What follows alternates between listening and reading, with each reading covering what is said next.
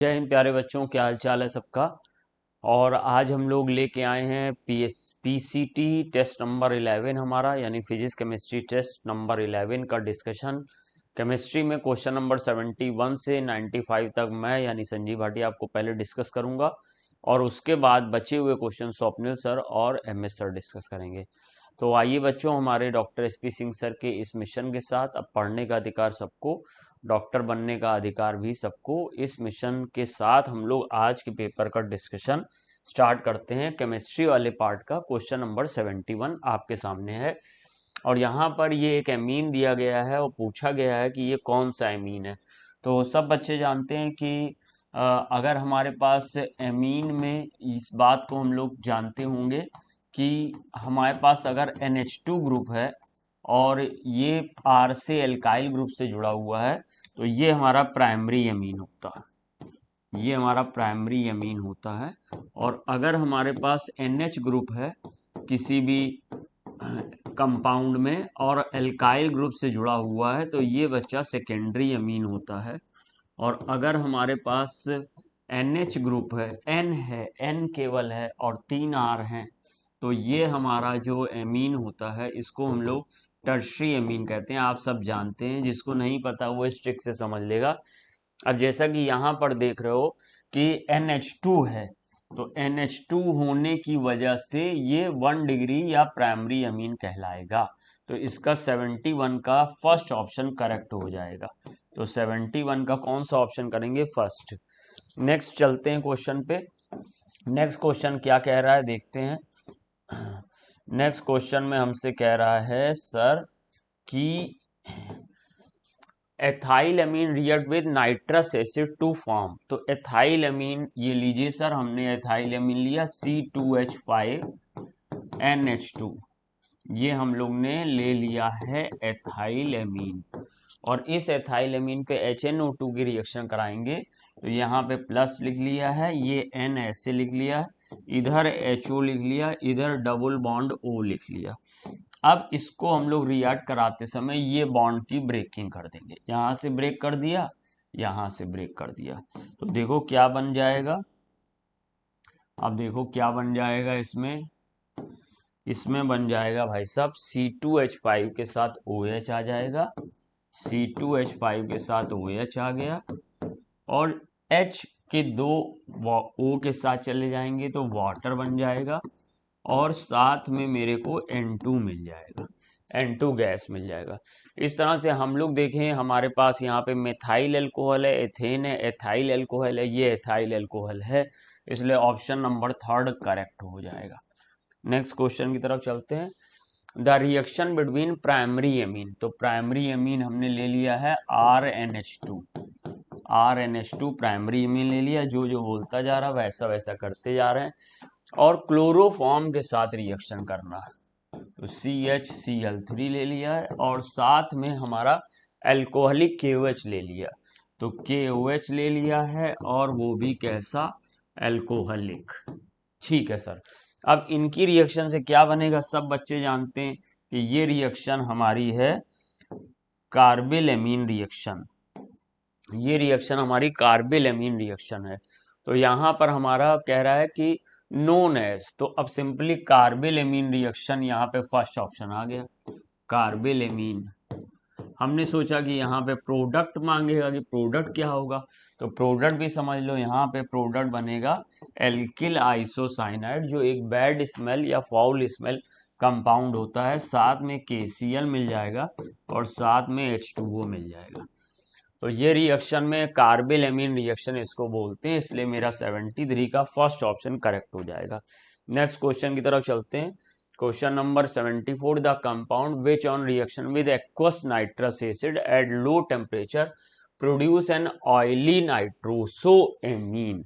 तो देखो इसमें आपको बता देता हूं कि HNO2 के साथ अगर हम रिएक्शन कराएं, तो प्राइमरी एमीन में अभी मैंने थोड़ी देर पहले आपको रिएक्शन बताई थी, ये RNH2 है, और प्राइमरी एमीन में अगर हम लोग HNO2 की रिएक्शन कराते हैं, अभी थोड़ी देर पहले मैंने आपको रिएक्शन कराई थी, तो इस तरीके से हम लोग को HNO2 को लिख लेते हैं और यहाँ से बॉन्ड ब्रेक कर देते हैं, और बॉन्ड ब्रेक करने पर हम लोग क्या करेंगे, बॉन्ड ब्रेक कर लिया, और बॉन्ड ब्रेक करने के बाद हम लोग इसमें जो बनाने जाएंगे आर के साथ OH आ जाएगा, आर के साथ OH आ जाएगा यानी अल्कोहल मिल जाएगा, एन के साथ एन चला जाएगा, N2 गैस एफिरवेसेंस के साथ सनसनाहट के साथ बाहर आएगी और वाटर मिल जाएगा। लेकिन अगर आप इसी अमीन को, ये देखो ये अभी 1 डिग्री अमीन थी, अभी ये बच्चा 1 डिग्री अमीन थी, प्राइमरी अमीन थी, लेकिन अगर आप इसी को ऐसे बना लीजिए RRNH, ऐसे आपने बना लिया, सेकेंडरी अमीन बना लिया, ये 2 डिग्री सेकेंडरी अमीन है। अब इसकी रिएक्शन देखो कैसे होगी।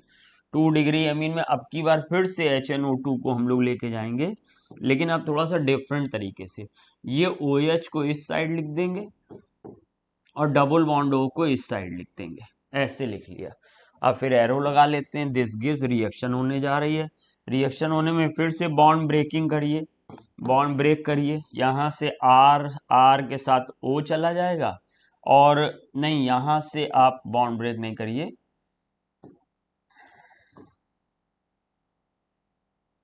फिर से बना लेते हैं RNR, और ये यहाँ पे डबल बॉन्ड हो। अब इसमें केवल ये वाला बॉन्ड ब्रेक करिए, तो HOH के साथ वाटर निकल जाएगा, ये वाटर निकल गया, और आपको यहाँ पे क्या मिल जाएगा, देखो RNR, और इस N के साथ ये वाला N जुड़ जाएगा और डबल बॉन्ड O आ जाएगा। ये नाइट्रोसो ग्रुप है और ये एमीन है, तो इसको बोलते हैं नाइट्रोसो एमीन। ये येलो ऑयली लिक्विड होता है, तो इसलिए इसको ऑयली नाइट्रोसो एमीन भी बोलते हैं। ऑयल लाइक लिक्विड है, ऑयल लाइक। इसका मीन्स ये हुआ कि जो हमारा सेकेंडरी अमीन है, ये हमारी कौन सी अमीन थी, सेकेंडरी अमीन। सेकेंडरी अमीन जब HNO2 के साथ रिएक्शन करती है तो फिर हमको दे देती है ऑयल लाइक। अब मेथिल अमीन प्राइमरी अमीन होता है, एथिल अमीन प्राइमरी अमीन होता है, ट्राई एथिल अमीन टर्सरी अमीन होता है, डाई एथिल अमीन ही होना चाहिए, तो फोर्थ ऑप्शन हो जाएगा। अब आप पूछेंगे कि सर जब आपने प्राइमरी अमीन की बता दी, सेकेंडरी अमीन की बता दी, तो लगे हाथ टर्सरी अमीन की बता दीजिए। तो चलिए, आप अगर डिमांड करें और हम लोग पूरी ना करें, ऐसा हो नहीं सकता। तो ये R3N देखिए हमने ले लिया। अब R3N में बच्चा देखो H तो है नहीं, अब H नहीं है तो फिर हम लोग क्या करें यहाँ पे, तो सिंपली ये समझो कि जो R3N है वो एक अच्छा बेस है, और जो HNO2 है वो एसिड है। तो जब एसिड और बेस की रिएक्शन होती है तो फिर उस समय हम लोग का सॉल्ट बन सकता है, और ये सॉल्ट में क्या होगा, ये सॉल्ट में ये H प्लस इस N को मिल जाएगा, N के साथ कोऑर्डिनेट हो जाएगा और मिल जाएगा R4N प्लस और OH माइनस। इस तरीके से सॉल्ट फॉर्मेशन हो जाएगा। तो मैंने आपको तीनों एमीन्स के बारे में बता दिया। प्राइमरी एमीन की नाइट्रस एसिड HNO2 के साथ कभी कभी क्या होता है कि HNO2 डायरेक्ट नहीं देता है, NaNO2 और HCl दे देता है, या NaNO2 H2SO4 भी दे सकता। तो NaNO2 अगर HCl दे दिया तो NaNO2 HCl के साथ रिएक्ट करेगा और HNO2 बनाएगा, बिकॉज HNO2 अनस्टेबल होता। अगर HNO2 थोड़ी देर पड़ा हुआ है तो वो डिसप्रपोर्शनेट हो जाएगा नाइट्रिक एसिड में और NO में। सो HNO2 कभी कभी डायरेक्ट नहीं देता, हमारे क्वेश्चन मेकर ने डायरेक्ट दे दिया है, तो डायरेक्ट नहीं देता है और NaNO2 HCl देता है तो भी समझ जाना यही रिएक्शन करनी है। तो प्राइमरी एमीन से अल्कोहल याद रखना, सेकेंडरी एमीन से नाइट्रोसो एमीन ऑयल लाइक, और टर्सरी एमीन से सॉल्ट, ये सॉलिड सॉल्ट बन जाएगा, क्रिस्टलाइन सॉलिड बन जाएगा। तो 74 का हम लोग ने फोर्थ कर लिया है। नेक्स्ट क्वेश्चन की तरफ चलते हैं, question number 75। Gabriel phthalimide synthesis is used in the preparation of primary और 1 degree amine. Primary 1 degree amine, ये हमारा इसको हमें याद करना पड़ेगा। गैब्रियल थैलीमाइड सिंथेसिस 1 डिग्री या प्राइमरी एमीन को बनाने के काम में आता है। नेक्स्ट आ जाएगा when methyl iodide is treated with ammonia the product obtained is। तो अब मेथाइल आयोडाइड हम लोग ले लेते हैं, बहुत आसान है। मेथाइल आयोडाइड ले लीजिए, अमोनिया को ऐसे ले लीजिए HNH2, और बस इसमें से HI निकाल दीजिए और ये बन जाएगा CH3NH2।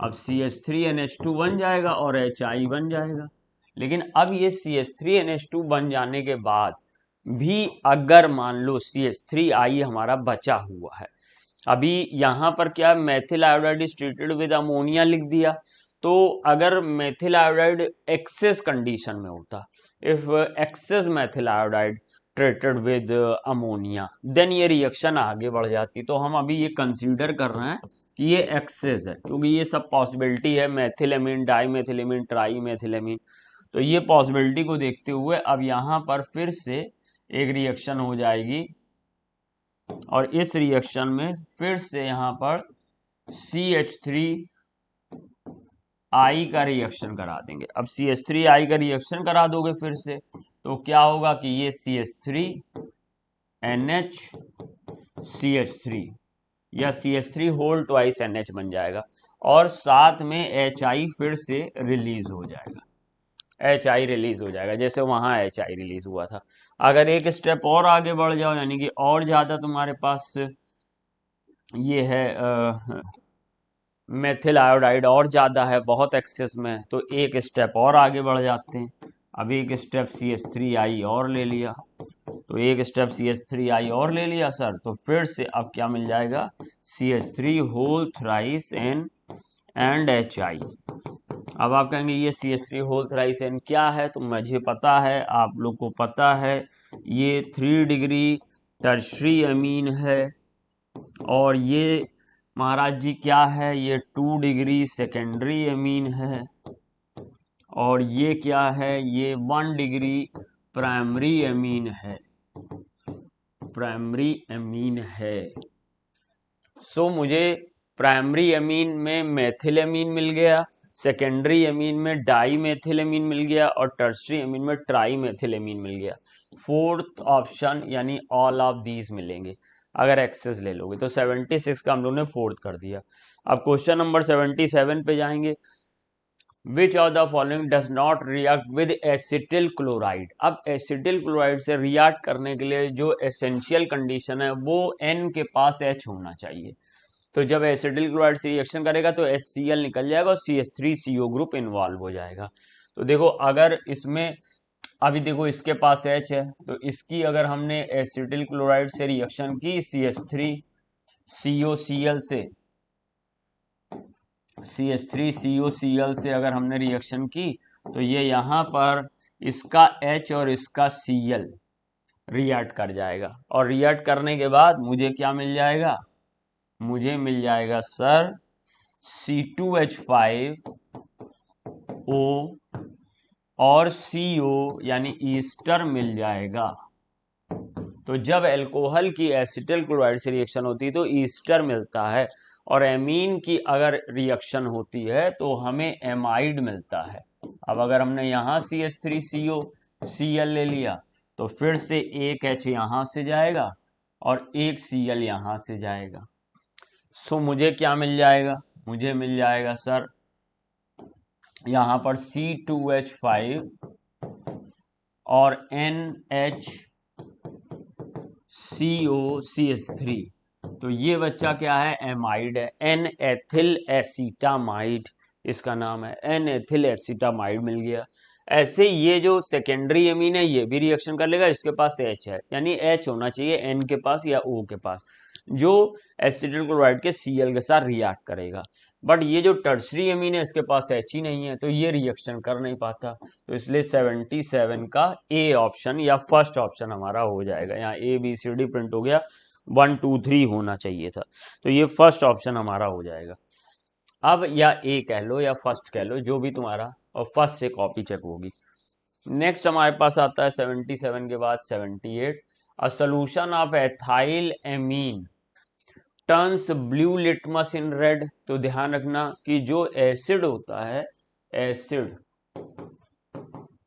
अगर इसमें हम लोग ब्लू लिटमस पेपर कंटेंट में लेके आए, ब्लू लिटमस, तो ये सर हमारा रेड हो जाता है, और जो बेस होता है, सब बच्चा पार्टी जानती है, जो बेस होता है वो बेस रेड लिटमस के कंटेंट में आने पर ब्लू हो जाता है।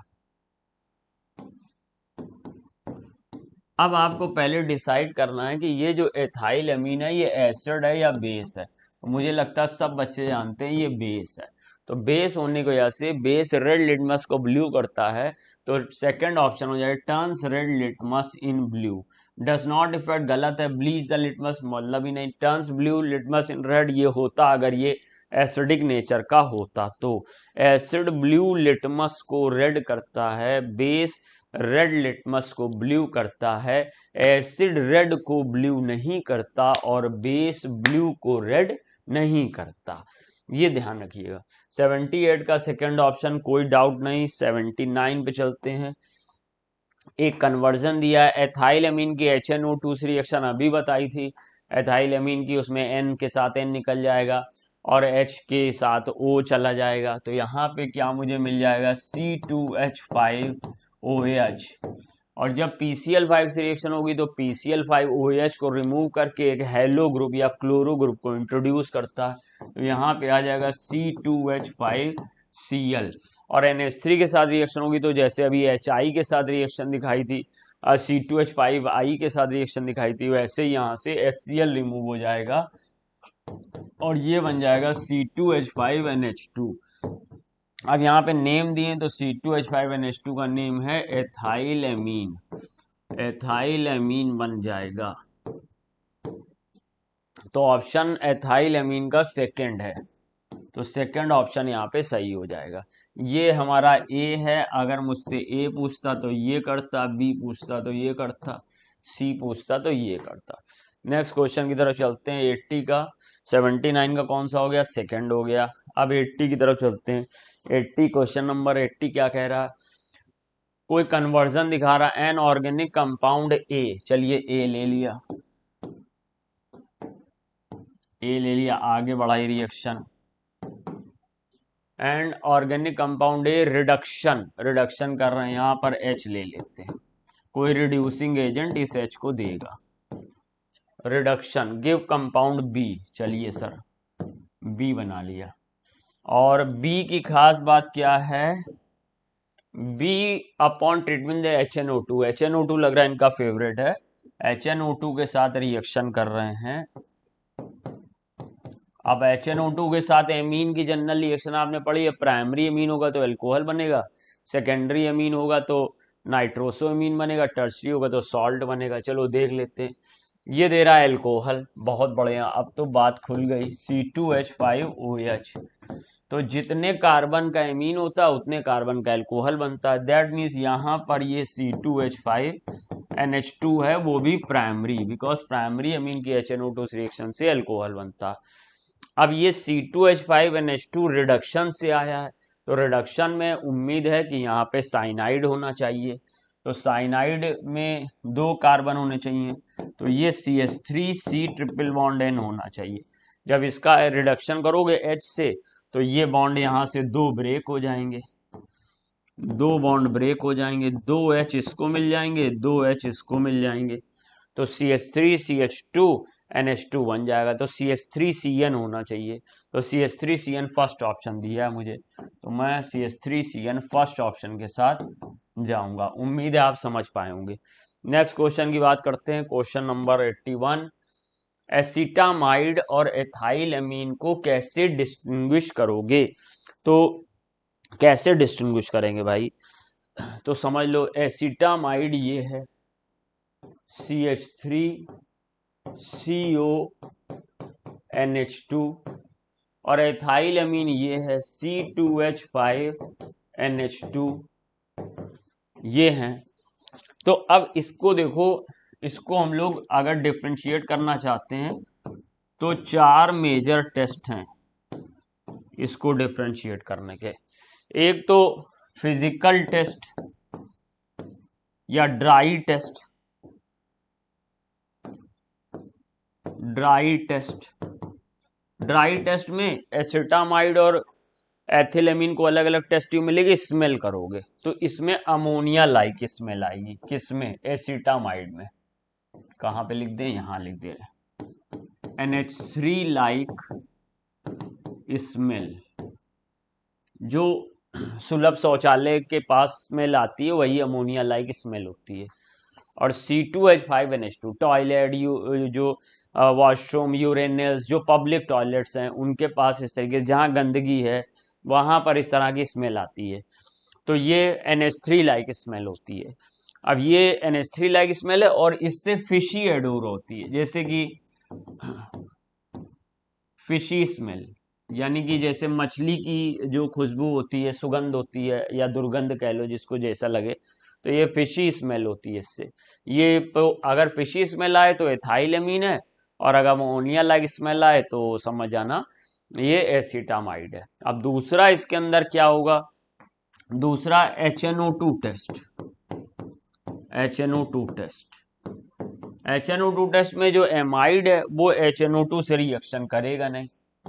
एमाइड में अगर हमने HNO2 डाला, HNO2, तो नो रिएक्शन। और अगर हम लोग एथाइल एमीन में HNO2 डालेंगे तो N2 गैस तेजी से निकलेगी, एफरवेसेंस ऑफ N2 गैस। तो जैसे ही आप एथिल एमीन में HNO2 की 2-3 ड्रॉप मिलाएंगे, एकदम से वेपर से उठने लगेंगी, तो आप समझ जाएंगे ये एथिल एमीन है, और जिसमें वेपर ना उठे वो एसिटामाइड है। तीसरा हमारा Hofmann bromide test. Hofmann bromide test. अब ये हॉफमैन ब्रोमाइड टेस्ट एसिटामाइड देगा और एथिल एमीन देगा नहीं। हाँ, अभी आप दो टेस्ट लीजिए, एक में फिशी एडोर आ रही होगी, दूसरी में मान लो आपको एडोर समझ में नहीं आ रही।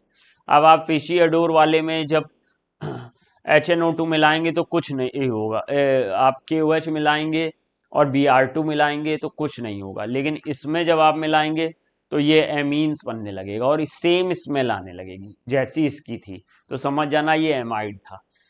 तो जिसमें हमने HNO2 मिलाया उसकी स्मेल बदल गई, तो समझ जाना वो एमाइड था। और लास्ट होता है NaOH, aqueous NaOH test. Aqueous NaOH test में क्या होता है, जब एसिटामाइड में हम लोग NaOH मिलाते हैं, एसिटामाइड मान लिया हमने NaOH मिला दिया, तो NaOH मिलाने पर ये एक्वस NaOH है, तो इसकी हाइड्रोलिसिस हो जाएगी, और हाइड्रोलिसिस में ये बॉन्ड यहां से ब्रेक होगा, और जब ब्रेक होगा तो लो इलेक्ट्रोनेगेटिव को देंगे OH और हाई इलेक्ट्रोनेगेटिव को देंगे H, और यहाँ पे मिल जाएगा CH3COOH। अब CH3COOH फिर आगे फर्दर NaOH रिएक्शन कर लेगा, तो CH3COONA मिल जाएगा, और प्लस आपको अमोनिया स्मेल आने लगेगी। अमोनिया जैसे बताया ना यूरेनल्स वगैरह के पास आता है, तो एकदम तीक्ष्ण स्मेल आएगी और आपको खांसी भी आ सकती है। तो ऐसे में ये तीक्ष्ण अमोनिया की स्मेल आने लगेगी। इसमें C2H5NH2 में अगर NaOH मिलाओगे तो NaOH भी बेस है और C2H5NH2 भी बेस है, और वाटर में ये घुल जाता है, हाइड्रोजन बॉन्डिंग क्रिएट करता है, तो हम कह सकते हैं कि कोई स्पेसिफिक रिएक्शन नहीं होती, नो रिएक्शन। तो जिसमें NaOH मिलाने पे अमोनिया की तेज गंध आने लगे या एफरवेसेंस के साथ अमोनिया उड़ने लगे, समझ जाना वो एमाइड है। सो अब पढ़ लेते हैं, हमारे पास लिखा है एक्वस HCl एंड हीट, कोई मतलब नहीं HCl से, एक्वस NaOH एंड हीट ये सही है। Br2 वाटर, Br2 के साथ अगर KOH होता तो हम एक बार कर सकते थे, Br2 वाटर से कोई मतलब नहीं, एसिडिक K2Cr2O7 भी नहीं, इसलिए ये ले दे के हमारा जो ऑप्शन सही हुआ सेकंड। अभी अगर फर्दर कभी आपको एसिटामाइड और एथिलेमिन का प्रैक्टिकल केमिस्ट्री के पॉइंट ऑफ व्यू से डिफ्रेंशिएट करने को पूछे तो ये सभी टेस्ट के बारे में मैंने आपको कंप्लीट इंफॉर्मेशन दे दी, इसके बाद नहीं पूछेगा आगे पीछे। अब which one of the following on reduction with LiLH4 yields a secondary amine. तो सेकेंडरी अमीन अभी ध्यान रखो, अगर हम लोग ये बात समझ लें स्पेशली कि अगर हमारे पास साइनाइड है और इसका हम लोग रिडक्शन करा रहे हैं, साइनाइड का रिडक्शन करा रहे हैं LiLH4 से या किसी और रिड्यूसिंग एजेंट से, तो हमको प्राइमरी अमीन मिलता है RCH2NH2। RCH2NH2 ये हमारा 1 डिग्री प्राइमरी अमीन है। लेकिन अगर हम लोग आइसोसाइनाइड का रिडक्शन करा रहे हैं तो हमको सेकेंडरी अमीन मिलने की संभावना होती है। ये RNC है और इसकी रिएक्शन हमने करा दी है LiLH4 से, तो LiLH4, हालांकि LiLH4 ईथर में लिया जाएगा और उसके बाद फिर हाइड्रोलाइज किया जाएगा। लेकिन जनरली LiLH4 लिखा तो भी हम समझ जाएंगे यही रिएक्शन है। तो हम लोग ने यहाँ पर LiLH4 के साथ रिएक्शन कराई, तो रिएक्शन कराने पे RNHCH3 मिल गया।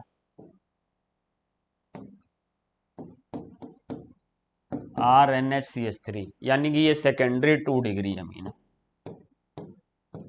Secondary amine. ध्यान रखो, LiLH4 ने लिया, सीधा हाइड्रोलिसिस करा दिया H3O+, तो फिर ये यहां से बॉन्ड ब्रेक हो जाएगा और फिर से प्राइमरी अमीन बन जाएगा और फॉर्मिक एसिड बन जाएगा।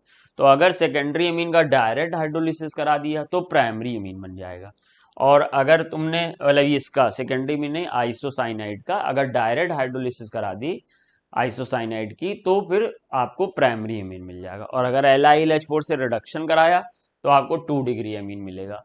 तो अब इसमें मेथिल आइसोसाइनाइड हम लोग ले सकते हैं, ये थर्ड ऑप्शन सही हो जाएगा। मेथिल आइसोसाइनाइड का अगर रिडक्शन कराओगे तो आपको सेकेंडरी अमीन मिलेगा।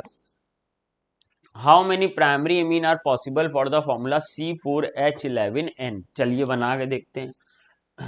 हालांकि इसमें प्राइमरी अमीन मतलब ये समझ लो कि चेन और पोजीशन जोड़नी है, तो चेन और पोजीशन में 4 कार्बन पे 4 ही मिल जाएंगे मुझे। तो देखो मैं बना लेता हूँ 1 2 3 1 2 3 4। पहले ये 4 कार्बन की नेटवर्क ऐसे बना लिया, फिर 1 2 3 4 एक बार और ऐसे बना लिया, अब इसी को ऐसे बना लिया 1 2 3 4, ये स्केलेटन बना लिया 1 2 3 4, एक स्केलेटन ये बना लिया।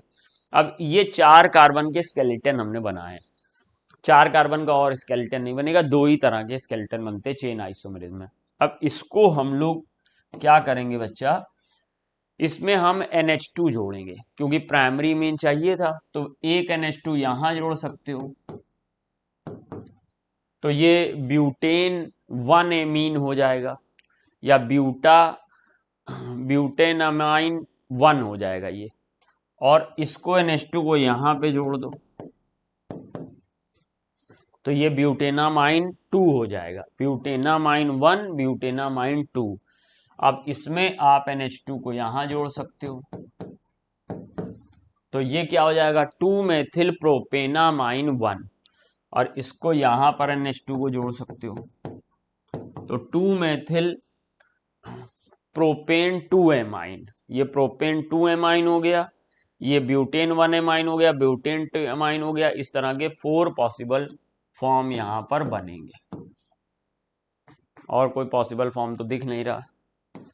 84 when methyl cyanide is hydrolyzed in presence of alkali it forms।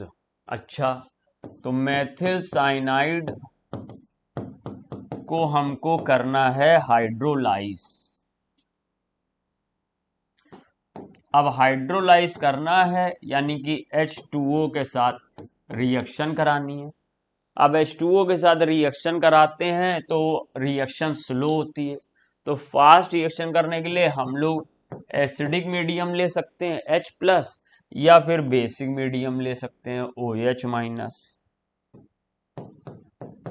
अगर मान लो ये OH- हम लोग ने NaOH से लिया हुआ, तो ये वाटर की यहाँ पे रिएक्शन होगी, और वाटर की रिएक्शन होगी सर, और क्योंकि अगर केवल वाटर मिलाते या कंसंट्रेट NaOH मिलाते, अल्कली लिखा, कंसंट्रेट वगैरह कुछ नहीं दिया, कंसंट्रेट अगर HCl H2SO4 या NaOH लेते तो फिर 1 मोल वाटर यहाँ पे जुड़ता, 2 H यहाँ जाते, 1 O यहाँ पे आ जाते और बन जाता एसिटामाइड।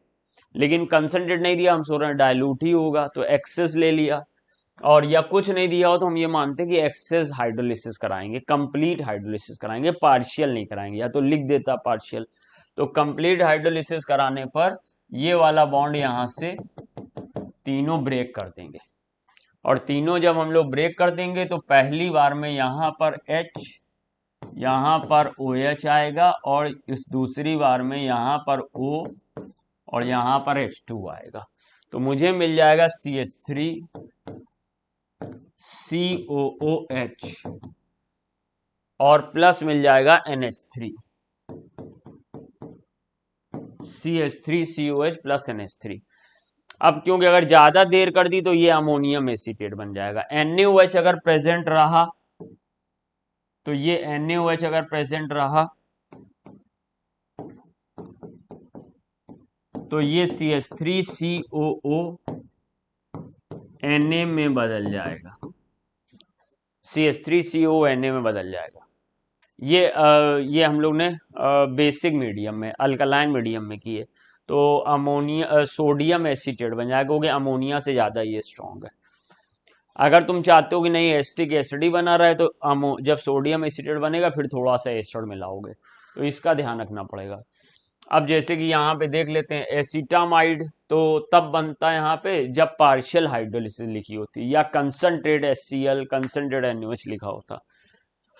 मीथेन का मतलब नहीं, CO2 H2O का मतलब नहीं, एसिटिक एसिड है। वैसे तो सोडियम एसीटेट देते तो ज़्यादा बेहतर होता, क्योंकि अल्कली की प्रेजेंस में एसिड नहीं बनेगा, सोडियम सॉल्ट या पोटेशियम होता अगर KOH तो पोटेशियम एसीटेट, बट यहाँ केवल एल्कली दिया, कुछ ऐसा एग्जैक्टली इंफॉर्मेशन नहीं किया क्वेश्चन में, तो हम संदेह का लाभ देते हुए फोर्थ ले रहे हैं।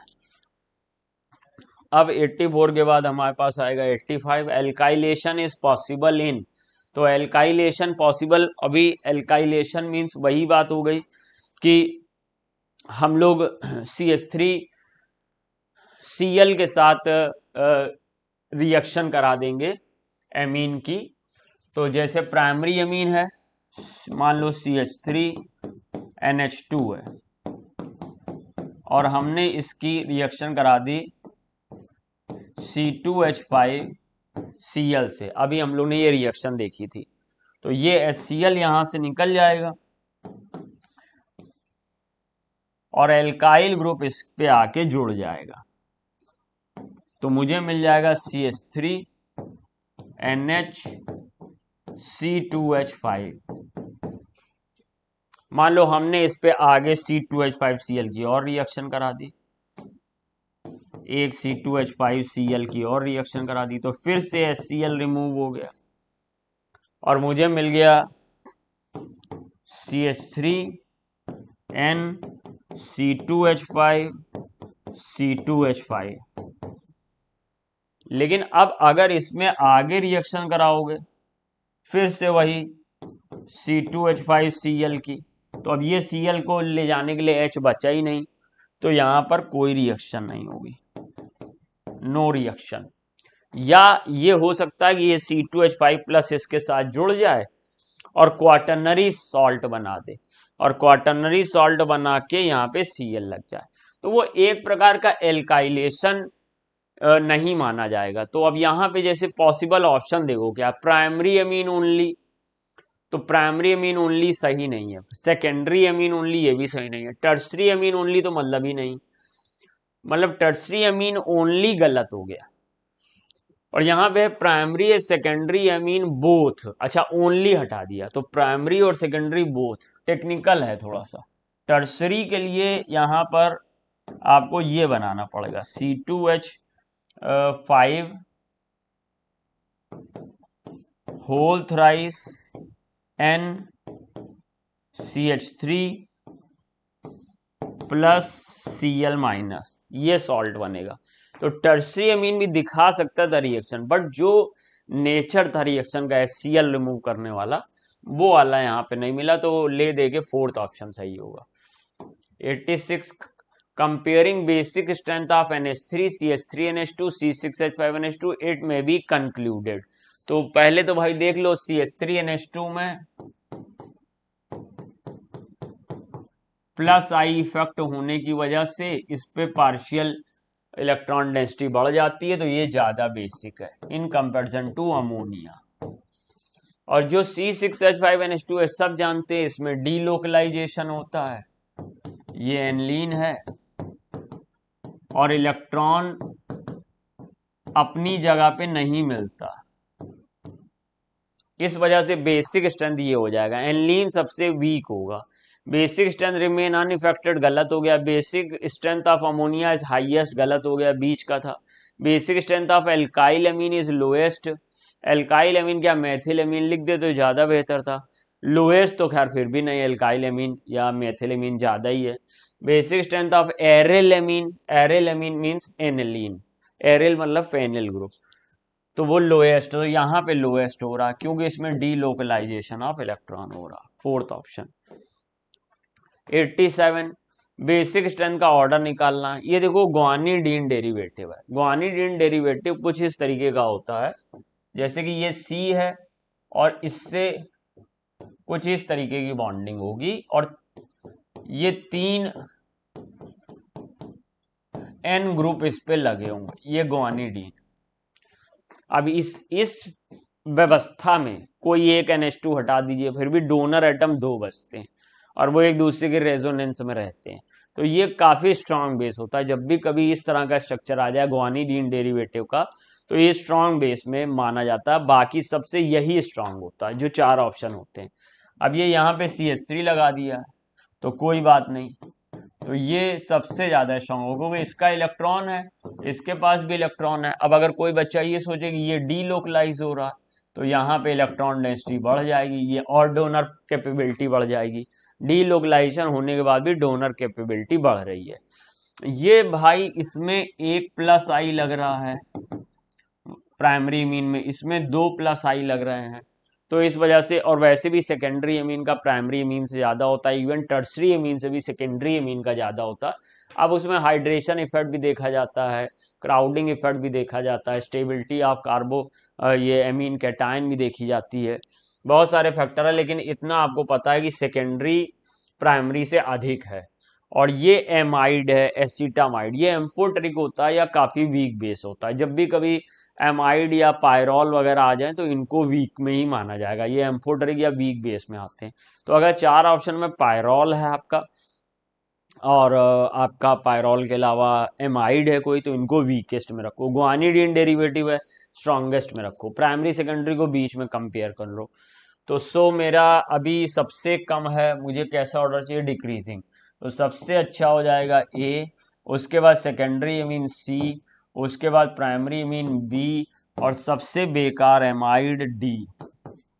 Amide are the amphoteric in nature और amides are the weak base. ये हमारे पास हो गया 87 का। मिला लो भाई कौन सा ऑप्शन मैच कर रहा है, ACBD second option. Which is most basic, most basic कौन है, ये देखो एनलीन है, डी लोकलाइजेशन होगा, सबसे कम हो गया, डबल डी लोकलाइजेशन और कम हो गया, एथिलमीन अच्छा बेस होगा, ये सुपर बेस होगा, इसलिए मोस्ट बेसिक में 4th आ जाएगा, क्योंकि 2 डिग्री या सेकेंडरी एमीन प्राइमरी एमीन से और टर्सरी एमीन से भी ज्यादा बेसिक होता है। अब नेक्स्ट आ जाता है हमारे पास, फिर से कंपेयर करने को आ गया। अब ये देखो फिर ग्वानिडीन आ गया। अब यहाँ पर इस फिगर में बस एक कमी हो गई, यहाँ डबल बॉन्ड लगा होना चाहिए था, डबल बॉन्ड NH। अब 3 डोनर एटम है और एक दूसरे के रेजोनेंस में डीलोकलाइजेशन में है, तो बेस्ट तो ए हो गया, डिक्रीजिंग ऑर्डर ही लगाना, तो ए बेस्ट हो गया। इसके बाद तीनों एनलीन डेरिवेटिव्स हैं, तो ये जो CH3 है ये इलेक्ट्रॉन डेंसिटी पुश करेगा रिंग के अंदर, क्योंकि ये +H इफेक्ट दे रहा, तो +H इफेक्ट की वजह से यहाँ इलेक्ट्रॉन डेंसिटी बढ़ेगी, तो दूसरे नंबर पे हम C को ले आते हैं, तीसरे नंबर पे प्लेन एनलीन को ले आते हैं, और ये जो CN है, ये CN आपका -R इफेक्ट डालेगा या -M, -R या -M इफेक्ट डाल रहा है, -I भी ले सकते हैं, बट -I से ज्यादा -R प्रभावी है, जो N के ऊपर पार्शियल डेंसिटी बढ़ा रहा, पार्शियल प्लस बढ़ा रहा है, डेंसिटी को घटा रहा है, इलेक्ट्रॉन डेंसिटी को। तो सबसे कमजोर कौन हो जाएगा, D हो जाएगा, तो ACBD, ACBD थर्ड ऑप्शन। पहले भी तो ACBD आया था, ACBD, अच्छा सेकंड था, ठीक, 2 बार ACBD आ गया। ये देखो, ये तो सब जानते हैं SnCl2 के प्रेजेंस में रिडक्शन हो रहा है, स्टीफन रिएक्शन या स्टीफन रिडक्शन है। एक कन्वर्जन आया, CH3CH2I का NaCN से रिएक्शन होगा, तो NaI रिमूव हो जाएगा और यहाँ पे मिल जाएगा CH3 CH2 Cn। Partial hydrolysis अभी देखो सिखाया था। पार्शियल हाइड्रोलिसिस का मीन्स होता है एक वाटर का मॉलिक्यूल जुड़ेगा, कंप्लीट हाइड्रोलिसिस दो वाटर मॉलिक्यूल जुड़ेंगे। तो ये एक वाटर का मॉलिक्यूल कैसे जुड़ेगा, ये Cn बॉन्ड ब्रेक होगा और इसको मिलेगा ऑक्सीजन और इसको मिलेगा 2H। तो मुझे यहाँ पे क्या मिलेगा, मुझे सर जी मिलेगा CH3 CH2 CO NH2 प्रोपेनामाइड और Br2NaOH से half man bromamide degradation reaction लग जाएगी, तो एक कार्बन कम हो जाएगा और एमीन बन जाएगा। तो इसमें मुझे बस ये CO ग्रुप काट देना है और ये NH2 उठा के यहाँ पे लगा देना, ये Br2NaOH CO ले जाता है। तो जो मुझे कंपाउंड यहाँ मिलेगा वो क्या होगा, CH3 CH2 NH2 यानी कि एथिल एमीन होगा। तो CH3 CH2 NH2 first option match कर रहा, तो 91 का फर्स्ट ऑप्शन होगा। देख लो भैया, मिलाते जाना अपनी सॉल्यूशन शीट से। Ethyl chloride on heating with AgCN। अब AgCN कोवेलेंट कंपाउंड है, तो जो Cn है उसका C अटैक करता नहीं, N एज ए न्यूक्लियोफाइल काम करता है।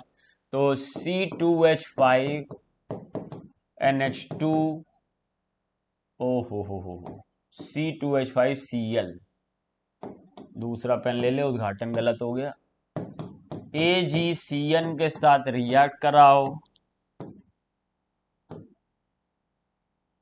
मिलेगा C2H5 और N आके जुड़ जाएगा, Cl को रिमूव करेगा, AgCl रिमूव हो गया, C2H5NC आइसोसाइनाइड कार्बिल एमीन बन गया।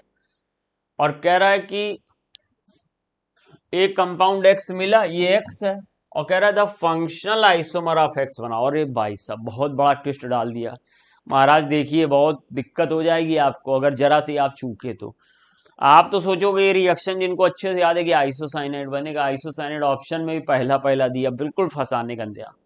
लेकिन वो ये कह रहा है कि हमको इसका फंक्शनल आइसोमर चाहिए, तो आइसोसाइनाइड का फंक्शनल आइसोमर साइनाइड, तो C2H5Cn बनना चाहिए। तो थर्ड ऑप्शन सही हो जाएगा। फर्स्ट के साथ ना खेल जाना कहीं, देख लेना भाई। 93 which of the following react with Hinsberg reagent benzene sulphonyl chloride to form product soluble in QH। सब जानते हैं, कई बार हम लोग ने इसकी प्रैक्टिस कराई है कि प्राइमरी अमीन और सेकेंडरी अमीन हिंसबर्ग रीजेंट से रिएक्शन करते हैं, टर्सरी नहीं करता। प्राइमरी और सेकेंडरी जब रिएक्शन कर लेते हैं हिंसबर्ग रीजन से और हमें सल्फोनामाइड मिल जाता है, तो ये सल्फोनामाइड प्राइमरी अमीन से अगर बनना है तो इसके पास एसिडिक H होगा, ये अल्कली में डिसॉल्व हो जाएगा। और सेकेंडरी अमीन से बना हुआ सल्फोनामाइड के पास एसिडिक H नहीं होगा, तो वो अल्कली में डिसॉल्व नहीं होगा। तो फिर से समराइज कर दे रहा हूं, प्राइमरी अमीन हिंसबर्ग रीजेंट से रिएक्शन करता है और करने के बाद जो बनता है वो अल्कली में घुलता है। सेकेंडरी अमीन हिंसबर्ग रीजेंट से रिएक्शन तो करता है, परंतु जो प्रोडक्ट होता है वो अल्कली NaOH KOH में नहीं घुलता है। और टर्सरी अमीन सर रिएक्शन भी नहीं करता, तो हमसे कह रहा है कि KOH में घुल भी जाए तो वो होगा प्राइमरी अमीन। तो ये 93 का फर्स्ट होगा। आता है तो तुरंत आंसर मिलेगा, नहीं आता तो सोचना पड़ेगा। Which has the highest pKb। Highest pKb उसका होगा जो वीकेस्ट बेस है, तो इसमें वीकेस्ट बेस निकालना है। तो अब यहां पर देखो, सेकेंडरी अमीन को मोस्टली हम लोग स्ट्रॉन्गेस्ट बेस मानते हैं, और फिर यहां पर टर्सरी अमीन, ये दोनों प्राइमरी अमीन है, तो दोनों प्राइमरी अमीन में मान सकते हैं कि ये R3CNH2 का बेसिक स्ट्रेंथ ज़्यादा होना चाहिए, 3 अल्काइल ग्रुप इसके साथ लगे हुए हैं। और इसके बाद हम लोग में ये मिल जाना चाहिए RNH2 और इस सबसे कम हो जाएगा NH3। ये है बेसिक स्ट्रेंथ का order.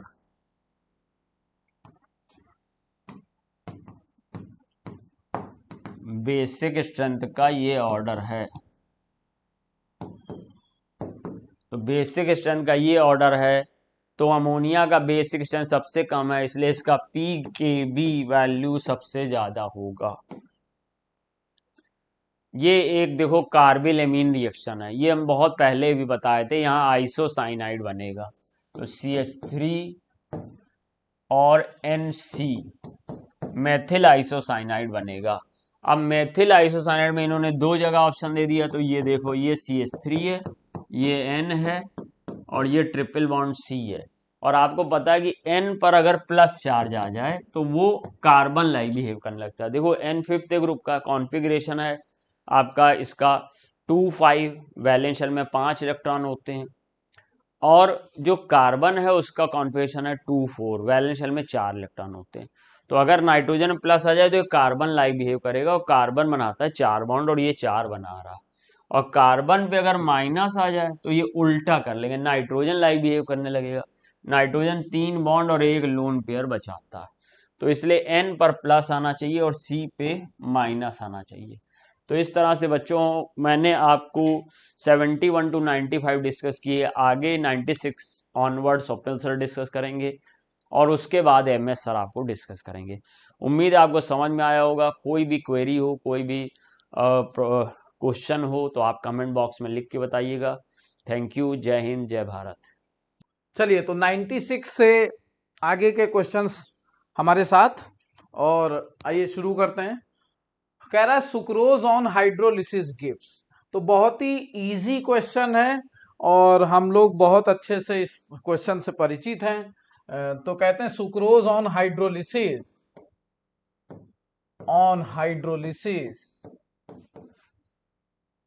Gives alpha D glucose and beta D fructose. Alpha D glucose and beta D fructose, ठीक है ना। तो अल्फा डी ग्लूकोज और बीटा डी फ्रक्टोज देखिए थर्ड ऑप्शन में आपको दिया हुआ है। तो बहुत ही सिंपल सवाल है और सभी लोगों का सही होगा, इसमें कोई इफ एंड बट नहीं है। क्वेश्चन नंबर 97 में आते हैं। 4 एल्डोजेस दिए हुए हैं, आपको एरिथ्रोज और थ्रियोज के बारे में बताना है। देखिए इस समय ये हट चुका है और ये PYQ है जो आया हुआ था, तो ये आ गया है। तो मैं आपको बता दे रहा हूं एरिथ्रोज का जो कॉन्सेप्ट है वो क्या है। एरिथ्रोज में सेम साइड OH है, सेम साइड OH है, और थ्रियोज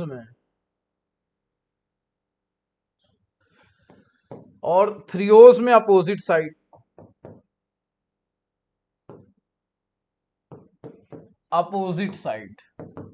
OH, अपोजिट साइड जो है वो OH है, ठीक है। अब कैपिटल D और कैपिटल L के बारे में भी जानकारी हम सब लोग जानते हैं। तो जो कैपिटल D होता है उसमें कहते हैं OH जो है वो राइट साइड में होना चाहिए, WRT with respect to CH2OH, और जो L है उसमें जो OH है वो लेफ्ट होना चाहिए विद रिस्पेक्ट टू CH2OH। तो सबसे पहले हम इन चारों में देखेंगे कौन एरिथ्रोज है और कौन थ्रियोज है। तो आइए देखते हैं। अब इसमें सेम साइड पे OH है, देखिए ध्यान से, तो ये एरिथ्रोज है। और ध्यान से देखिए CH2OH के रेफरेंस में राइट साइड पे OH है, इसका मतलब ये डी एरिथ्रोज है। क्या है ये? डी एरिथ्रोज है। ये देखिए यहां पर OH अपोजिट साइड पे दिए हैं, अर्थात ये थ्रियोज है, और ये जो है राइट साइड में है तो ये भी डी थ्रियोज है। ध्यान से देख लीजिए, देख लीजिए ध्यान से, डी थ्रियोज हो गया। इधर आइए, यहां पे ये सेम साइड पे है, मतलब ये भी एरिथ्रोज है, और CH2OH के रिस्पेक्ट में लेफ्ट में है तो ये L है, देख लीजिए ध्यान से, और ये भी L है क्योंकि इसके रिस्पेक्ट में लेफ्ट में है, और अपोजिट पे है तो ये थ्रियोज है, L थ्रियोज, ठीक है। तो DDLL, DDLL तो पहला गलत, DDLL दूसरा में पहला एरिथ्रोज होना चाहिए, गलत है। DDLL फोर्थ ऑप्शन बिल्कुल सही हो जाएगा। 97 का फोर्थ ऑप्शन देख लीजिए ध्यान से, PYQ है भैया, कहते हैं कि जो एरिथ्रोज है वो सेम साइड OH है और जो थ्रियोज है वो अपोजिट साइड OH है। अब जो कैपिटल D है OH right with respect to CH2OH, जो L है वो OH left with respect to CH2OH है। ठीक है ना, तो आप इसको देख सकते हो। फोर्थ ऑप्शन के साथ हम जो है वो जाएंगे, इसमें किसमें जाएंगे, फोर्थ ऑप्शन के साथ जाएंगे। ठीक है, देख लीजिए ध्यान से, फैक्ट बेस्ड क्वेश्चन है। मैं आगे चलना चाहता हूं। क्वेश्चन नंबर 98 में कहता है नॉन रिड्यूसिंग शुगर, फिर से बहुत ही सिंपल सवाल। मोनोसेकेराइड शुगर जो है वो रिड्यूसिंग में आ जाएंगी। सुक्रोज एक नॉन रिड्यूसिंग शुगर है। बहुत ही सिंपल सवाल, फिर से नॉन रिड्यूसिंग शुगर, ये PYQ है बेटा, आया हुआ सवाल है। ठीक है, सेकंड ऑप्शन के साथ चले जाएंगे 98 में। Question number 99, D glucose react with hydroxylamine and yields an oxime, the structure of oxime. तो मैं आपको बना के दिखाना चाहता हूं कैसे आती है ऑक्साइम। ठीक है ना,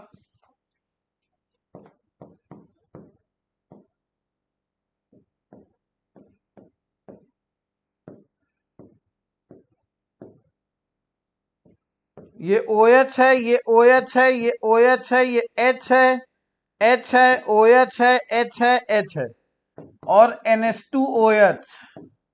अब इससे वाटर निकाल दीजिए। अब जरा ध्यान से समझना, ये H2 बेटा और ये O, तो बनेगा क्या, CHNOH। देख लीजिए ध्यान से, और फर्दर सब कुछ वही बन जाएगा जो आपको दिया हुआ है, OH H OH OH H H OH H, और ये हो गया CH2OH। क्या हो गया, CH2OH। तो यही ऑक्साइम है भैया, यही क्या है, ऑक्साइम है।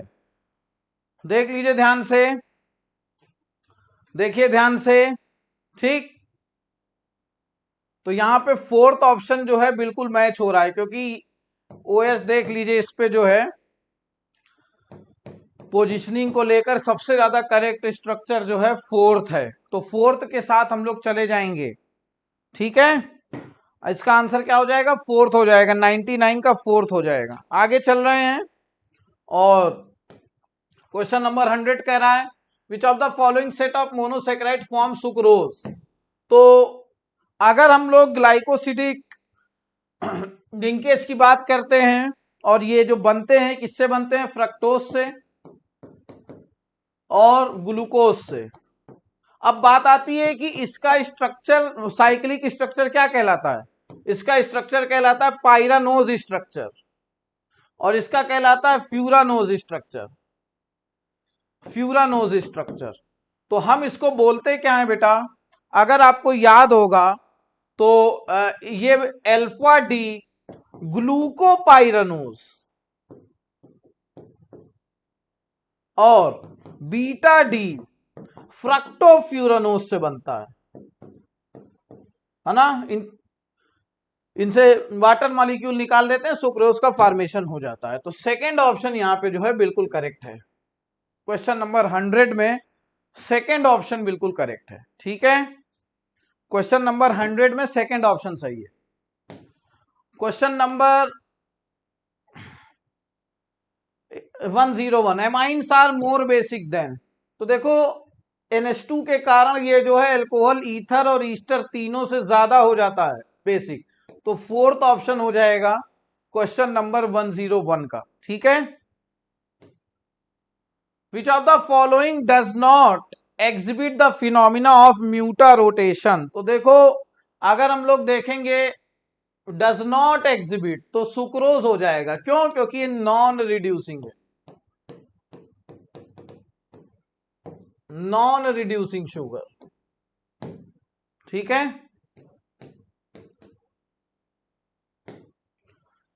103, fructose reduces Tollens reagent due to the. तो देखिए कीटोनिक ग्रुप होता है, और हम सब लोग जानते हैं फ्रक्टोज में तो इनोलाइजेशन हो जाता है। जैसे हम लोग अगर देखेंगे ये एसीटोन है हमारे पास में, ठीक है, ये इनॉल फॉर्म है, ये कीटो फॉर्म है ना। तो जो कीटोनिक से इनोलाइजेशन होता है फ्रक्टोज का किसी बेस के द्वारा फॉलोड बाय अ बेस, तो वही इसका मेन रीजन होता है। तो fructose reduces Tollens reagent due to symmetrical carbon, primary alcoholic group, secondary alcoholic group, गलत। इनोलाइजेशन देखो दिया हुआ है, enolisation of fructose followed by conversion to aldehyde by a base, ठीक है ना, एक बेस के द्वारा। तो फोर्थ ऑप्शन इसका भी बिल्कुल जो है वो करेक्ट हो जाएगा। क्वेश्चन नंबर ये था अपने पास में कौन सा, ये क्वेश्चन नंबर था अपने पास में 103 और इसके पहले वाला का फर्स्ट ही है, ठीक है। तो आइए अब इसके आगे चलते हैं, समझ में आ गया होगा। देखिए आमतौर पे जो रिएक्शंस पूछी जाती है हमने आपसे बताई थी, ग्लूकोज की रिएक्शंस आपको एनसीईआरटी में दी हुई है। मेनली आपको वो सारी की सारी रिएक्शन मालूम होनी चाहिए, और अगर वो सारी की सारी रिएक्शन आपको याद है तो डेफिनेटली मान के चलिए कि आपके जो क्वेश्चन है नीट में सही होंगे।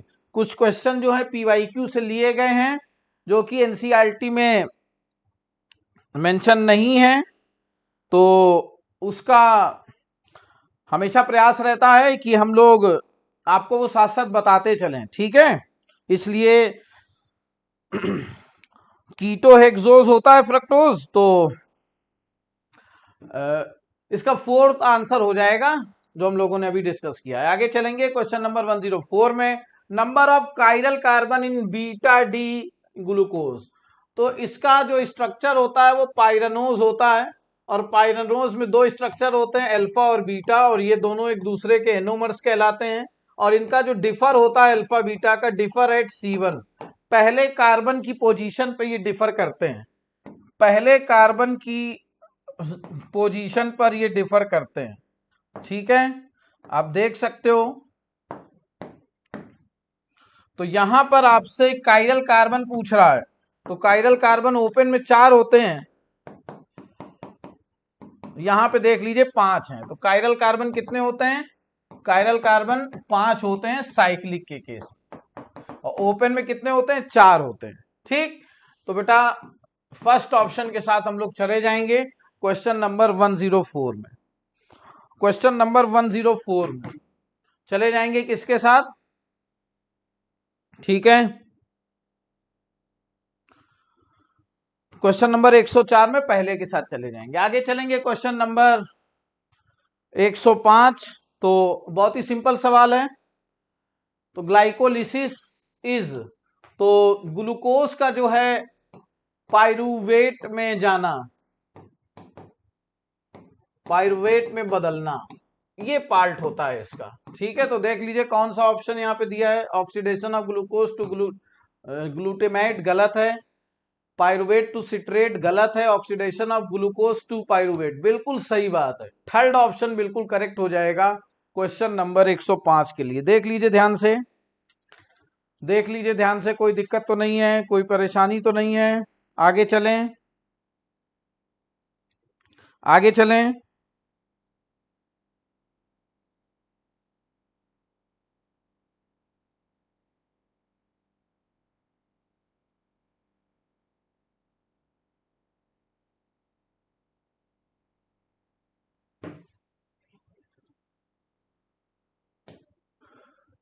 सेलुलोज इज अ पॉलीमर, और बहुत ही सिंपल सवाल, एनसीईआरटी का स्टेटमेंट है ना। एक तो ये स्ट्रेट चेन,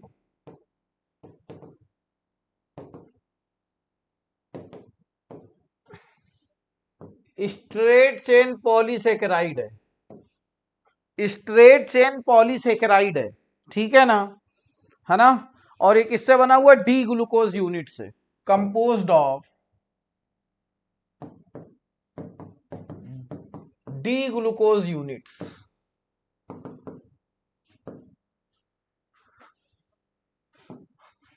106 का 1, ठीक है, सिंपल सवाल है। Which of the following gives positive Fehling solution. तो पॉजिटिव फेलिंग सोल्यूशन टेस्ट कौन देगा? जो रिड्यूसिंग शुगर होगा, जो रिड्यूसिंग शुगर होगा वही देगा। टॉलेंस टेस्ट देता है, फेलिंग टेस्ट देता है, ठीक है ना। तो सुक्रोज तो नॉन रिड्यूसिंग है, तो ये तो देगा नहीं। और ग्लूकोज जो है, ये जो है रिड्यूसिंग शुगर है, तो यही दे देगा। सेकंड ऑप्शन के साथ चले जाएंगे 107 में, 107 में सेकंड ऑप्शन के साथ चले जाएंगे, ठीक है। 108 alpha D glucose and beta D glucose are. बहुत सिंपल सवाल, मैंने अभी बताया था कि ग्लूकोज का जो साइक्लिक स्ट्रक्चर होता है, ग्लूकोज का जो साइक्लिक स्ट्रक्चर होता है उसका नाम होता है ग्लूकोपाइरानोज या पाइरानोज स्ट्रक्चर। अब इसके मैंने कहा था C1 पोजीशन में अल्फा और बीटा डिफर करते हैं, बना के आपको दिखाना चाहता हूं।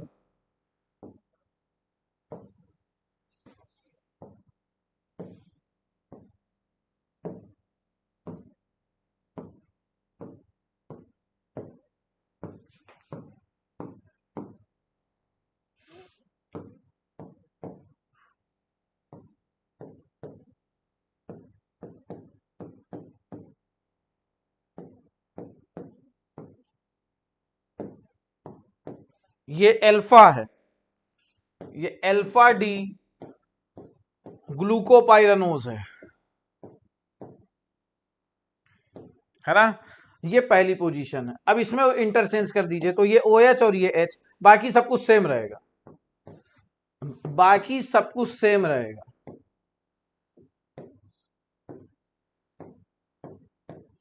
ये बीटा डी है,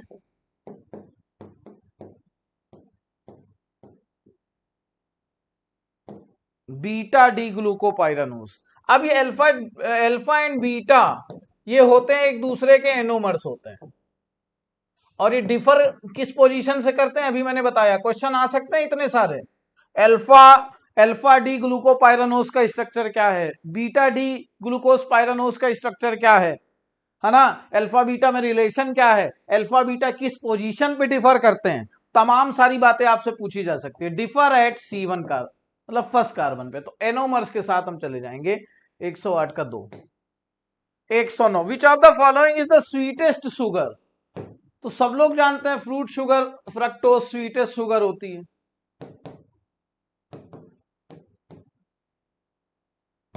है ना। फर्स्ट ऑप्शन के साथ चले जाएंगे 109 में। विच of the following is basic amino acid. Non basic है ये तीनों। लाइसिन बेसिक एमिनो एसिड है,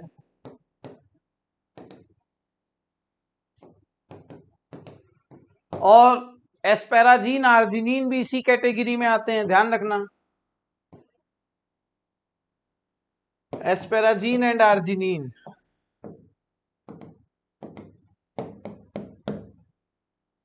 तो फोर्थ ऑप्शन हो जाएगा 110 का। In a protein molecule various amino acids are link together by. तो बहुत ही आसान सा सवाल है, हम सब लोग जानते हैं प्रोटीन में जो लिंकेज होती है वो पेप्टाइड लिंकेज होती है। और आइए उसको देख लेते हैं हम लोग पेप्टाइड लिंकेज के बारे में।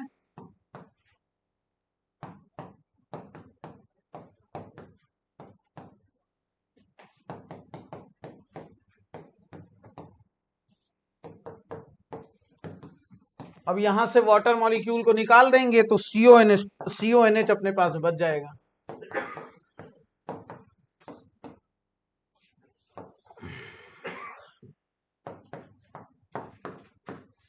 तो ये जो है ये कैसा है, ये पेप्टाइड लिंकेज है, देख लीजिए ध्यान से, ठीक है। हमने बना के इसीलिए आपको दिखा दिया है। तो पहला ऑप्शन बिल्कुल करेक्ट हो जाएगा 111 का। 111 का पहला। 112 the helical structure of protein is stabilize by hydrogen bonds. Helical structure किसके द्वारा, हाइड्रोजन बॉन्ड के द्वारा। तो 112 का क्या हो जाएगा, सेकंड ऑप्शन जो है बेटा 112 का बिल्कुल करेक्ट हो जाएगा। ठीक, आगे चलेंगे हम लोग अपने क्वेश्चन नंबर 113 में।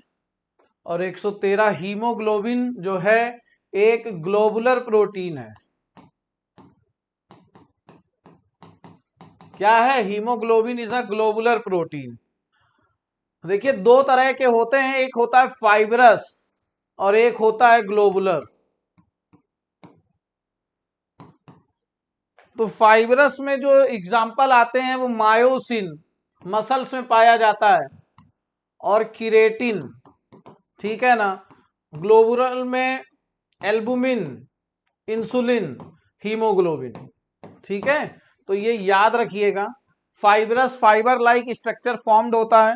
तमाम सारी बातें आपसे इसमें पूछी जा सकती हैं। तो खैर इसमें इन्होंने सिर्फ पूछा है इसका टाइप, तो फोर्थ आंसर जो है वो बिल्कुल करेक्ट हो जाएगा। आगे चलें, विटामिन B12 साइनो कोबालामाइन। तो कोबाल्ट 3+ कॉम्प्लेक्स होता है, सेकेंड ऑप्शन यहां पे। बहुत सिंपल सवाल। इन डीएनए कॉम्प्लीमेंट्री बेसिस जो होते हैं ATGC, एडेनिन एंड थाइमीन, और इधर गुआनिन एंड साइटोसिन, ठीक है ना। तो कॉम्प्लीमेंट्री बेसिस, बहुत सिंपल सवाल है। थर्ड ऑप्शन आपको ये बता रहा है, देख लीजिए ध्यान से, है ना। हाइड्रोजन बॉन्डिंग का कॉन्सेप्ट भी होता है, ठीक। 116, correct about hydrogen bonding in nucleotide. तो अभी हम लोगों ने इसके बारे में बात करी है। ATGC, adenine thymine guanine cytosine, A, T और G और C अभी बात करी। The coupling between base units of DNA is hydrogen bonding होता है between complementary, hydrogen bonding between complementary base pairs, ठीक है ना। और अभी बताया था adenine with thymine and guanine with cytosine, ठीक है। तो ये बेटा हम लोगों ने क्वेश्चंस देखे। अब इसके आगे के जो क्वेश्चंस होंगे वो रिस्पेक्टेड MS सर करवाएंगे। तो सर के साथ आगे का सेशन देखेंगे सब लोग, ठीक है। Thank you so much. तो चलिए बच्चा, इसके पहले वाले क्वेश्चन बेटा आपने स्वप्निल सर के साथ और भाटिया सर के साथ डिस्कस किया है। 118 से आगे मैं आपको डिस्कस करूंगा। तो क्वेश्चन नंबर 118 देखिए, nitrogen shows different oxidation state ranging from. बच्चा अगर नाइट्रोजन की बात करें तो जब हम लोग किसी भी पी ब्लॉक एलिमेंट के लिए ऑक्सीडेशन स्टेट की बात करते हैं तो मैक्सिमम ऑक्सीडेशन स्टेट क्या होता है, ग्रुप नंबर के बराबर। और ग्रुप नंबर यानी ओल्ड वाला ग्रुप नंबर, तो इसका मतलब इसका मैक्सिमम ऑक्सीडेशन स्टेट क्या हो जाएगा, +5। और मिनिमम क्या होता है, मिनिमम ऑक्सीडेशन स्टेट क्या होता है, ग्रुप नंबर -8, ग्रुप नंबर -8। इसका मतलब ये मिनिमम क्या हो जाएगा इसका, -3। तो अगर नाइट्रोजन फैमिली का कोई एलिमेंट होगा तो इसके ऑक्सीडेशन नंबर का मैक्सिमम और मिनिमम रेंज कहाँ होगी, ज़्यादा ज़्यादा +5 और कम से कम -3। तो देख लो एक आंसर कहीं मिल जाए, +5 -3 to +5, first is right answer. अगला question, the oxidation state of nitrogen is highest. बच्चा अभी आपने देखा है नाइट्रोजन का ऑक्सीडेशन स्टेट 5 से ज़्यादा हो नहीं सकता। तो अगर यहाँ हम देखें तो ये आपकी नाइट्रिक एसिड है और नाइट्रिक एसिड का ऑक्सीडेशन स्टेट क्या हो जाएगा, +5। तो आंसर आपको कौन सा मिल गया, सेकेंड। आंसर कौन सा मिल गया, सेकेंड आंसर हो गया, ठीक है। अगले क्वेश्चन पे आ जाइए, current nitrogen can form only 1 chloride with chlorine which is NCl3 whereas phosphorus can form PCl3 and PCl5। बच्चा अगर नाइट्रोजन की बात करें तो कॉन्फ़िगरेशन क्या है, 2s2 2p3, ठीक। यहाँ d ऑर्बिटल तो होता ही नहीं, तो नाइट्रोजन के पास यहाँ p में 3 अनपेयर इलेक्ट्रॉन्स हो, ज्यादा कितने, 3 बॉन्ड नॉर्मल बन जाएंगे और एक कोऑर्डिनेट बॉन्ड बना सकता है। तो अगर नाइट्रोजन एक ही हैलाइड बनाता है तो उसका कारण क्या होगा कि इसके पास वेकेंट ऑर्बिटल होते ही नहीं। तो क्या है, due to absence of d orbital in, n नहीं है, इन है, इन नाइट्रोजन, आंसर आपको मिल गया फर्स्ट। और जबकि यहीं अगर आप फास्फोरस की आप बात करते हैं तो फास्फोरस के केस में क्या होता है, 3s2 3p3 3d0, राइट। यानी अगर s को एक्साइट कर देते तो d में 2 इलेक्ट्रॉन चले जाएंगे, PCl5 तक चला जाएगा। तो अगर नाइट्रोजन सिर्फ एक ही बना रहा और फास्फोरस 2 बना दे रहा तो उसका कारण क्या है कि नाइट्रोजन अपने ऑक्टेट को एक्सपेंड नहीं कर सकता due to absence of vacant d orbital, जबकि फास्फोरस ऐसा कर सकता है due to presence of vacant d orbital. तो आंसर क्या हो गया, फर्स्ट। अगला question, which oxide of nitrogen is obtained on heating ammonium nitrate. बच्चा अगर हम लोग अमोनियम के नाइट्रेट को गर्म करें तो हमको मिलता है लॉफिंग गैस, और अगर हम लोग अमोनियम के नाइट्राइट को गर्म करें ना तो H2O निकल जाती है, और क्या मिल जाता है, नाइट्रिक ऑक्साइड, और साथ में क्या है, H2O निकल जाती है, नाइट्रिक ऑक्साइड, ठीक है। तो कह रहे हैं नाइट्रिक ऑक्साइड, ये किससे, इससे मिल गया। और जो पूछा गया क्वेश्चन क्या है, अमोनियम नाइट्रेट पूछा गया, तो इसका मतलब क्या है ये। अब नाइट्रोजन डाइऑक्साइड अगर आपको बनाना है तो लेड नाइट्रेट ले लीजिए और इसको गर्म कर दीजिए। लेड नाइट्रेट को आप गर्म करेंगे क्या मिल जाएगा, लेड का ऑक्साइड, साथ में मिलेगा नाइट्रोजन डाइऑक्साइड, साथ में मिल जाएगा ऑक्सीजन गैस, इससे मिल जाएगा आपको। अगर कह रहे हैं डाई नाइट्रोजन टेट्रा ऑक्साइड बनाना है तो बेटा NO2 जो है ऑड इलेक्ट्रॉन मॉलिक्यूल है, NO2 को हम क्या कर देंगे, लो टेम्परेचर पे ले लें और हाई प्रेशर पे ले लें। तो NO2 को अगर ऐसा आप ले लेंगे, दो आपस में जुड़ जाते हैं, N2O4 बनाएंगे तो आपको ये भी मिल जाएगा। तो फिलहाल जो क्वेश्चन पूछा गया था उसके हिसाब से कि अगर अमोनियम नाइट्रेट को आप गर्म करते हैं तो क्या मिलता है, नाइट्रस ऑक्साइड। आंसर कौन सा हो गया, सेकेंड। अगला, which are the following oxide is anhydride of nitrous acid. देखो एनहाइड्राइड का मतलब क्या होता है, एनहाइड्राइड का मतलब होता है बेटा उस एसिड में से सारी की सारी हाइड्रोजन को वाटर के रूप में आप निकाल दीजिए। तो एनहाइड्राइड का मतलब होता है कि all the hydrogen removed in the form of water. किसका है, नाइट्रस एसिड बोल रहे हैं, तो आप नाइट्रस एसिड पहले लिख लीजिए। अब इसमें जितनी हाइड्रोजन है उसे वाटर के रूप में निकालना है, तो हाइड्रोजन एक है तो आधा वाटर मॉलिक्यूल तो निकलेगा नहीं, तो क्या करें, इसे 2 से गुणा कर दें। अब इसमें से एक वाटर मॉलिक्यूल निकल जाएगा, निकल दीजिए, तो बचा क्या, N2O3। इसका मतलब N2O3 anhydride of nitrous acid. तो आंसर देख लो कहाँ मिल गया, N2O3। मान लो आपसे पूछा गया कि बताइए फास्फोरिक एसिड H3PO4, इसका एनहाइड्राइड क्या है, तो इसमें से सारी हाइड्रोजन को वाटर के रूप में निकालना है, तो 1.5 तो निकलेगा नहीं, 2 से गुणा कर दो, तो कितना निकल जाएगा, 3 निकल जाएगा।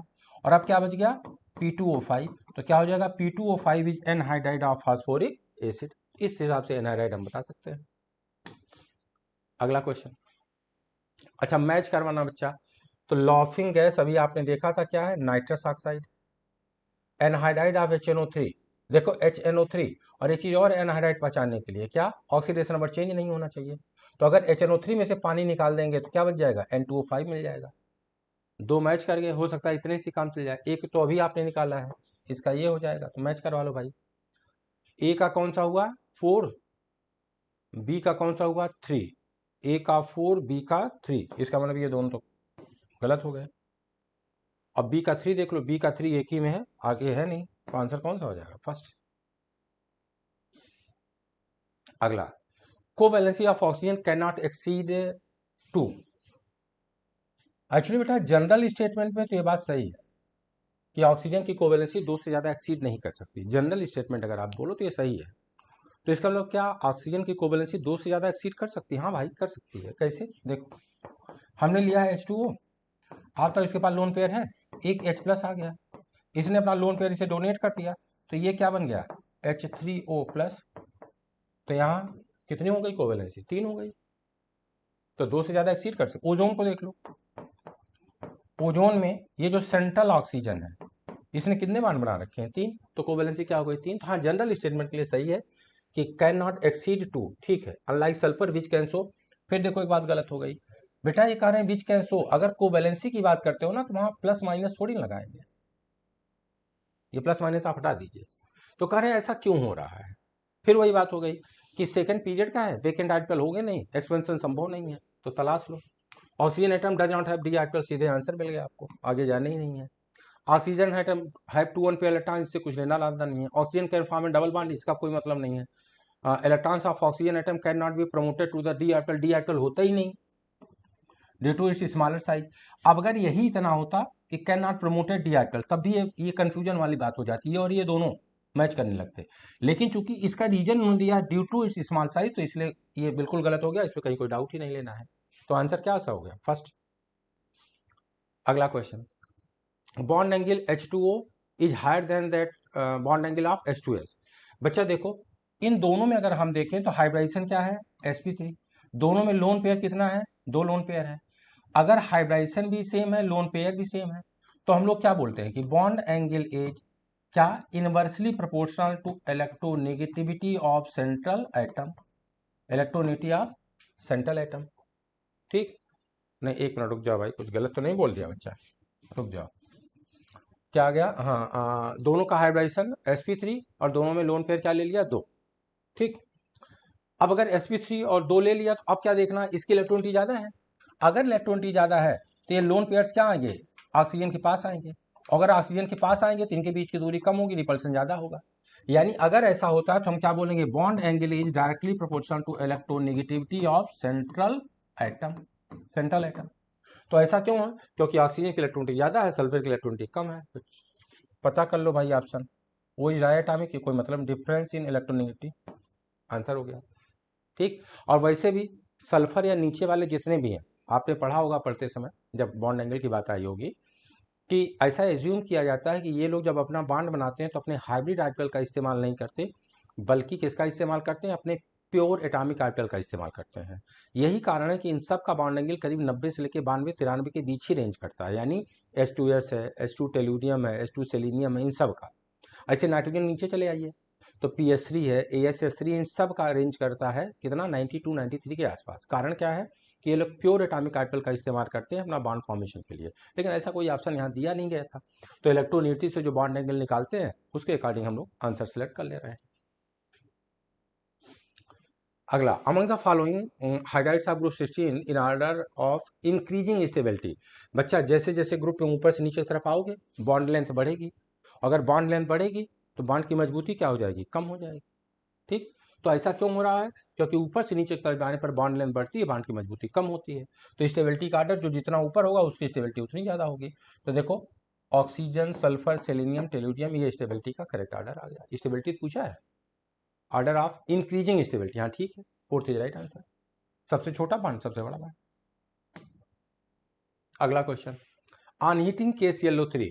बच्चा KClO3 एक माइल्ड ऑक्सीडाइजिंग एजेंट है। अगर आप इसे गर्म कर देते हैं तो ये देता है KCl और साथ में क्या निकल जाती है, ऑक्सीजन। इसी के कारण हम लोग क्या बोलते हैं कि यह क्या होता है, एक माइल्ड ऑक्सीडाइजिंग एजेंट की तरह काम करता है KClO3। ठीक है, चलिए अगले क्वेश्चन पे आ जाए। करें the correct order of increasing electron affinity. Hydrogens के इलेक्ट्रॉन एफिनिटी की बात करें बच्चा, तो सबसे ज्यादा क्या होता है, क्लोरीन, उसके बाद फ्लोरीन, उसके बाद ब्रोमीन, उसके बाद आयोडीन, ये है। अब आंसर तलाश लो। फ्लोरीन कहीं है ही नहीं है तो इसको हटा दो, क्लोरीन ब्रोमीन आयोडीन होना चाहिए, chlorine bromine iodine, first is right answer. अगला question, which is the correct arrangement of the compound based on their bond strength. फिर वही बात, अभी जैसे पीछे क्वेश्चन आपने किया है स्टेबिलिटी वाला, जिसके बांड बड़ा होगा उसकी मजबूती कम होगी, जिसका बांड छोटा होगा उसकी मजबूती ज्यादा होगी। तो अगर यहां फिर देखा जाए तो HF, HCl, HBr और HI, first is right answer.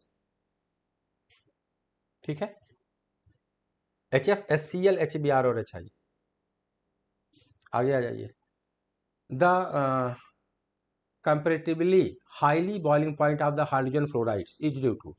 बेटा HF जितने भी HX है, यानी HF, HCl, HBr, HI, उसमें रूम टेम्परेचर की बात करो तो इकलौता HF लिक्विड है, बाकी सब गैस होते हैं।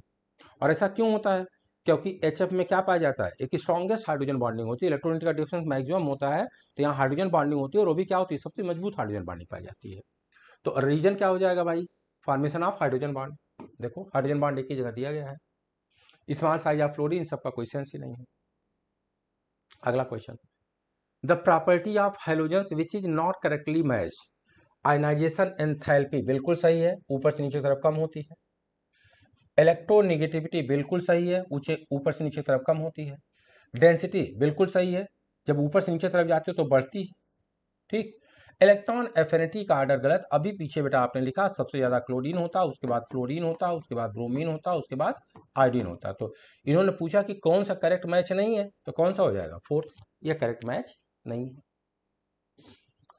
अगला question, fluorine is the best oxidising agent because it has, कहने कि फ्लोरीन क्या है, एक बेस्ट ऑक्सीडाइजिंग एजेंट है। और ऐसा क्यों होता है, क्योंकि इसका स्टैंडर्ड रिडक्शन पोटेंशियल क्या होता है, देखो फ्लोरीन का स्टैंडर्ड रिडक्शन पोटेंशियल सबसे ज्यादा होता है, हाईएस्ट रिडक्शन पोटेंशियल। तो अगर इसका रिडक्शन पोटेंशियल सबसे ज्यादा है तो टेंडेंसी टू बी रिड्यूस सबसे ज्यादा होगी, और जो बहुत ज्यादा रिड्यूस करेगा उसका ऑक्सीडाइजिंग बिहेवियर क्या होगा, उतना ज्यादा होगा।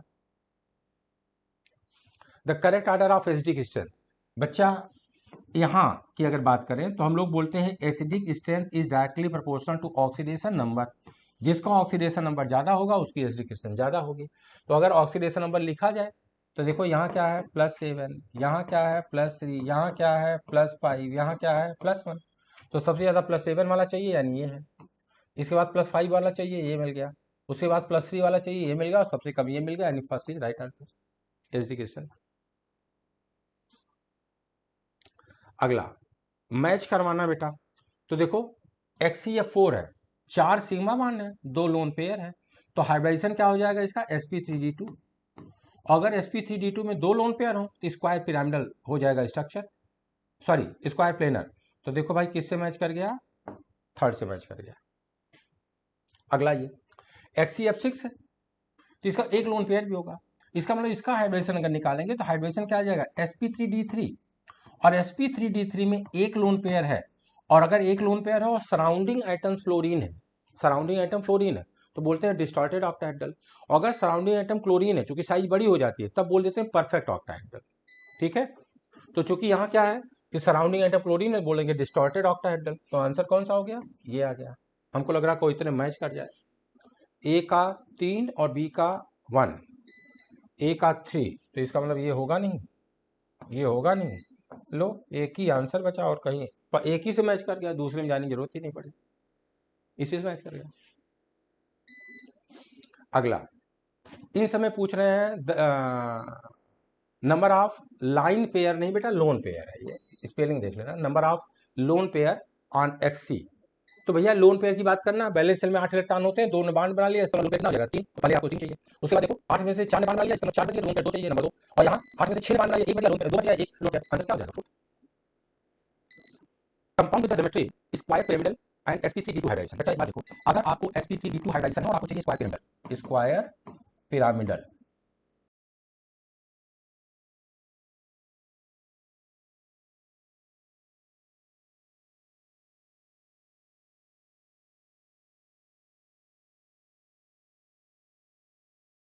ठीक, तो इसका मतलब क्या हुआ, हमें 5 चाहिए सिग्मा बॉन्ड और 1 चाहिए लोन पेयर, एक क्या चाहिए लोन। अब तलाश लो जहां 5 सिग्मा बॉन्ड है, यहां सिग्मा बॉन्ड निकालो कितना है 3, तो बेकार है, यहां सिग्मा बॉन्ड निकालो देखो 4 1 5, काम बन जाएगा। यहां सिग्मा बॉन्ड कितना है 4, बेकार हो गया, यहां सिग्मा बॉन्ड कितना है 4, बेकार हो गया, एक ही दिख रहा है जहां सिग्मा बॉन्ड 5 मिल गया, क्योंकि अगर sp3d2 के साथ स्क्वायर पिरामिडल चाहिए तो सिग्मा बॉन्ड 5 चाहिए और लोन पेयर 1 चाहिए, तभी 5 1 6 बेस्ट हो जाएगा आपका, राइट। तो सीधे सीधे आंसर, कुछ करना ही नहीं था। अगला question, substances whose solution can readily diffuse through animal membrane are called crystalloids। 137 का क्या हो गया, crystalloids।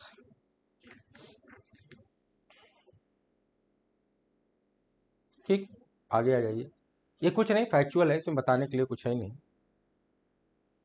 Hydrogen peroxide does not liberate, बच्चा हाइड्रोजन पेरोक्साइड की अगर बात करें H2O2, तो यह ऑक्सीडाइजिंग एजेंट की तरह भी काम करता है और रिड्यूसिंग एजेंट की तरह भी काम करता है।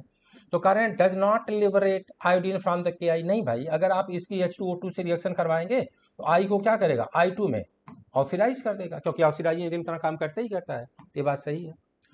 Turns the titanium salt yellow, यार ये टाइटेनियम साल्ट की बात कर रहे हैं, लेकिन हाँ चूंकि स्लाइटली आप कह सकते हो कि क्या होता है, एसिडिक नेचर का होता है। स्लाइटली H2O2 की अगर बात करें तो कैसा, एसिडिक नेचर का होता है। ठीक, तो लिटमस पेपर के से अगर हम चेक करें तो थोड़ा सा कलर का चेंज आएगा। तो इस पॉइंट आप भी बोल सकते हो ठीक है, टाइटेनियम साल्ट को येलो कर देते हैं, मान सकते हो सही है। गिव द सिल्वर पर ऑक्साइड, नहीं भाई, H2O2 अनस्टेबल है, यह टूट करके देता है H2O और साथ में निकलती है ऑक्सीजन। तो ये ऐसा थोड़ी होता अपना पेरोक्साइड बॉन्ड किसी को ट्रांसफर कर देगा। तो give the silver peroxide with moist silver oxide, नहीं, गलत। अच्छा, तो क्या पूछा गया था, डज नॉट, तो यही आंसर हो जाएगा third. Trust the mixture of aniline KClO3 and dilute H2SO violet, बिल्कुल सही बात है बेटा। तो आंसर कौन सा हो गया, थर्ड, 138 का third is right answer. Lyophobic colloids are, lyophobic colloids के रिगार्डिंग बात कर रहे हैं कि ये क्या होते हैं बच्चा, इरिवर्सिबल टाइप के होते हैं।